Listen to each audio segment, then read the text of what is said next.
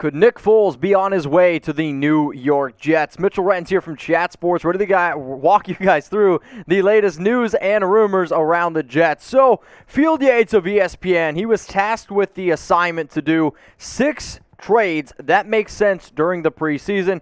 He decided to send quarterback Nick Foles of the Chicago Bears to the Big Apple. So Foles, he would be Zach Wilson's backup, which nobody should be really surprised about. The reason why this is interesting is because, let's face it, when the Philadelphia Eagles lost Carson Wentz, Nick Foles steps up, wins a Super Bowl for Philadelphia, the first one in their entire franchise's history, and now you have the New York Jets who have a young quarterback, but the quarterbacks behind him, let's face it, it's not Halloween, and it's a little bit spooky there in New York. So here's the trade idea that ESPN threw together. The Jets receive Nick Foles and a 2022 6th-round pick. The Bears, they receive a 2022 6th-round pick. Also, Chicago would be responsible for paying the remainder of Nick Foles' contract this year, so that none of that would be on the books for the Jets. So what do you guys think here? Would you do this trade? I want you to type 1 for yes, or I want you to go down in the comments section, and I want you to type 0 for no. When I look at this deal from top to bottom, I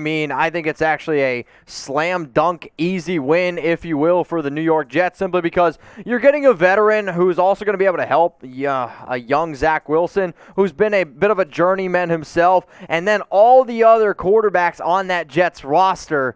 I'm telling you what, man, I don't think any of them, literally none of them, but have a single completed or have attempted a pass. That's the word I'm looking for. Minus Josh Johnson, who was literally just signed a few days ago. So whether it's any of those other players, I'm just not really interested in that. So here's what ESPN had to say on why it makes sense for the New York Jets. The Jets quarterback depth chart at the Jets quarterback depth chart at quarterback. Wow, great job ESPN writing that. Beyond rookie Zach Wilson is James Morgan, Mike White, and just signed veteran journeyman Josh Johnson. Morgan and White have very little NFL game experience, and Johnson isn't likely to make much of an impact, which means the duo behind Wilson is one of the least experienced in the league. Here's why it makes sense for the Bears. This is a long way of saying it won't be easy to unload Foles, but this structure saved Chicago $5 million in 2022. The draft capital is essentially negligible, but is used to facilitate the deal.